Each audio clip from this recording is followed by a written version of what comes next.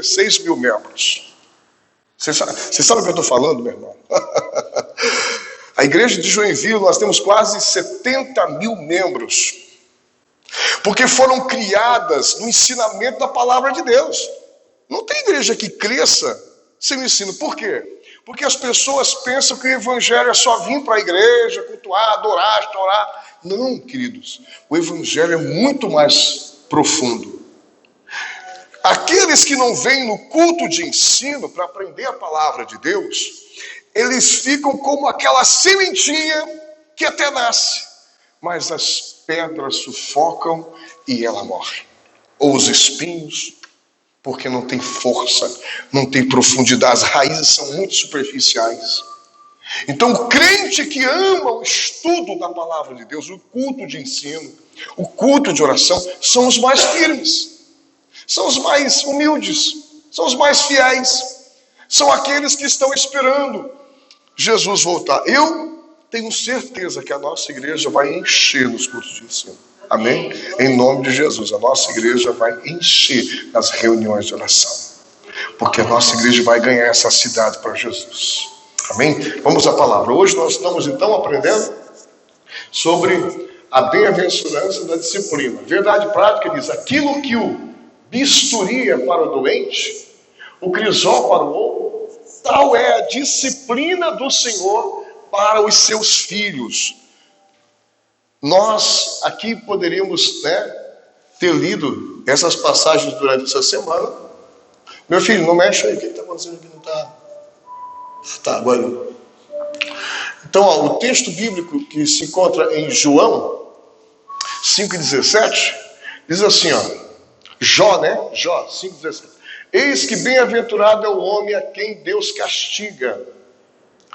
Não desprezes, pois, o castigo do Todo-Poderoso, porque ele faz a chaga e ele mesmo a liga. Ele fere e as suas mãos curam. Em 6 angústias te livrará, e na 7ª o mal te não tocará. Na fome te livrará da morte, e na guerra da violência e da espada. Deixa eu pegar um pouquinho. Do açoite da língua estarás abrigado, e não temerás a assolação quando vier. Da assolação e da fome te rirás, e os animais da terra não temerás, porque até as pedras do campo terás a tua aliança, e os animais do campo estarão contigo, e saberás que a tua tenda está em paz, e visitarás a tua habitação, e nada te faltará. Também saberá que se multiplicará a tua semente, a tua posteridade como a erva da terra. Na velhice virás e sepultará, se recolhe o feixe de trigo a seu tempo. Eis que isto já o havemos inquirido, e assim é, ou ouve e medita nisso para o teu bem. Queridos, então o comentário diz assim, como o Criador e benfeitor de todas as vidas, Deus exerce um natural direito sobre a vida e o destino dos homens, e principalmente dos crentes em Jesus. Reconhecer isto constitui uma atitude indispensável a tantos quantos buscam conhecer a boa, agradável e perfeita vontade de Deus para com as suas vidas. Ok? Então nós vamos nesse primeiro tópico falar sobre o direito de Deus sobre o crente. Ok? Diz a Bíblia em Atos 17:28, assim como o oleiro tem direito sobre o vaso que o fabrica. Queridos, o vaso, ele está na mão do oleiro. Não é o vaso que se manda. Não, é o oleiro que faz o projeto. O vaso, que somos nós, não fomos feitos de forma alguma para desobedecer a Deus, para não entender os princípios dele. Não, ele sabe o que é melhor. A vontade dele é boa, agradável e perfeita para as nossas vidas. Então, o nosso caminho sempre vai ser um caminho de morte. Mas se a gente trilhar no caminho que já está escrito na palavra de Deus, nós vamos ser um vaso para a glória do Senhor Jesus, né? Então, mantendo inteiro ou quebrando de igual modo, tem Deus direito sobre nós, obra de suas mãos. Não poderei eu fazer de vós,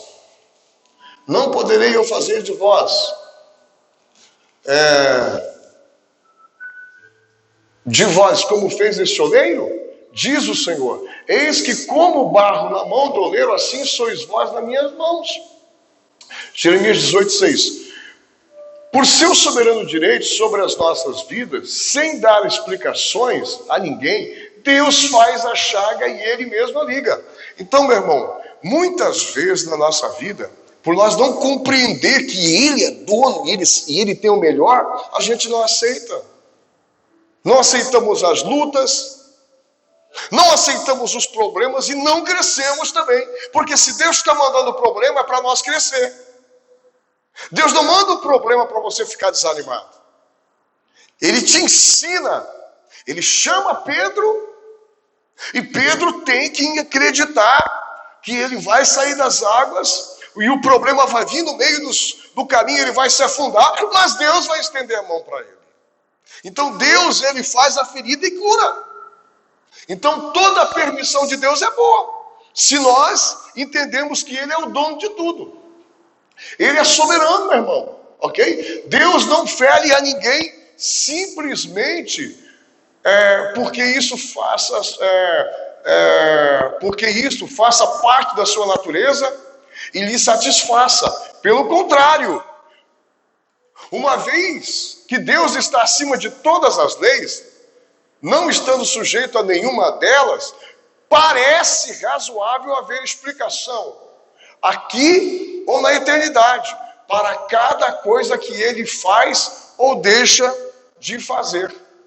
Compreendemos, pois, que tudo quanto Deus faz ou deixa de fazer, encontra explicação quando nos submetemos aos seus desígnios eternos. Então, o que a gente está passando hoje, a gente nem imagina, mas lá na frente tem um peso de glória. Se José, quando foi vendido, sendo obediente ao seu pai e a Deus, se ele fosse, esse Deus não é bom. Fui vendido na casa do meu pai, por ser fiel. E depois ele ainda passa todo o sofrimento, até ser injuriado, e vai na cadeia. Mas, irmão, era o projeto de Deus, porque era lá na cadeia que tinha um contato. Lá na prisão, que o contato para o rei estava lá na prisão. Percebeu então? Então é lá no buraco, é lá na dificuldade. Só que em nenhum momento nós vimos na Bíblia que José estava blasfemando de Deus. Não, pelo contrário. Quando ele foi vendido lá no Potifar, ele era o melhor empregado e por isso que ele tinha confiança do seu patrão. Ele na cadeia ele era o melhor preso, ele arrumou a cadeia inteira. E foi de lá que eles viram o brilho dele, porque o crente tem que brilhar. Na tribulação, a tribulação serve para brilhar nós. A tribulação, ela dói quando se esfrega, né? Na verdade, pega o diamante, não dói, para formar um grande diamante, ele tem que ser lapidado. E é na lapidação que vem o brilho. Sem esfregar, sem tirar o grosso, sem lapidar, não tem brilho. Então, evitemos levar a Deus as barras do tribunal da nossa consciência, pedindo que Ele justifique os seus atos. Deus, por que tu está fazendo isso comigo? Oh, meu Pai, então, eu estou nessa luta. Não. Você está na luta, levanta a cabeça, taca-lhe o pau. Não tem que parar e ficar murmurando. Tem que naquele momento ser o melhor. A luta está travada, o problema está travado, então é ali que você tem que crescer. Não adianta ficar murmurando de Deus. Aquilo é um presente de Deus para ti. Aquele problema é um presente para ti. Quer ver? E aí vamos um pouquinho mais para frente, né? Aqui então, Deus adverte o profeta Isaías: ai daquele que contende contra o Criador. O caco, entre outros cacos de barro, está lá em Isaías 45:9. O caco quer discutir com o Criador? É um caco ali, meu irmão. Nós somos apenas trapos perante a presença do nosso Deus. Ele é que nos justifica, Ele é que nos exalta, mas nós somos criaturas de Deus, agora filhos de Deus. E o filho serve obediência. Agora aqui vamos falar sobre o direito como pai que Deus tem em nós. Mateus 2:10, em sentido geral, é correta a afirmação segundo a qual Deus é pai de todos nós. Evidentemente, Deus é pai de todos, mas não é num mesmo nível de relacionamento. Por exemplo, Deus é pai de toda a criação. Deste modo, a sua paternidade restringe-se ao fato de que Ele, o Criador de todas as coisas existentes, animadas e inanimadas. Ok? Então, Ele é pai da criação. Tudo foi criado por Ele, para Ele, tudo se fez através dEle. É só ler a palavra de Deus ali. Agora, B, Deus é pai de Israel. Está lá em Isaías 51:2, né?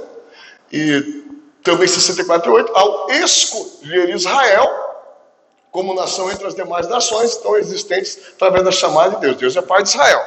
Agora, Deus é pai de Jesus Cristo. Mateus 3:17, a paternidade de Deus para com Jesus designa, agora vamos lá em cima, designa a um relacionamento singular, ok? Uma vez que só Jesus poderia ser chamado filho de Deus. Tem que entender muito bem isso aqui, que muita gente entra em heresia nisso aqui. Nós somos filhos, mas por